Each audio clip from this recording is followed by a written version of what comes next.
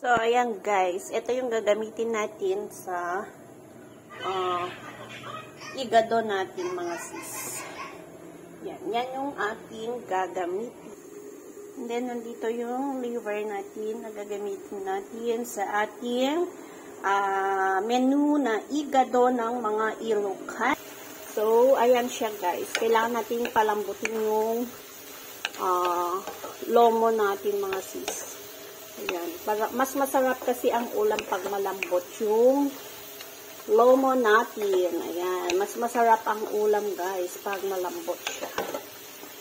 So, ganyan siya. So,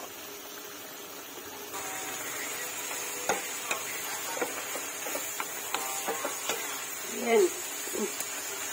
Ayan na siya guys. So, ilalagay ko na si green peas. Iabot mo yung kapot. Sabil mo. Ayan.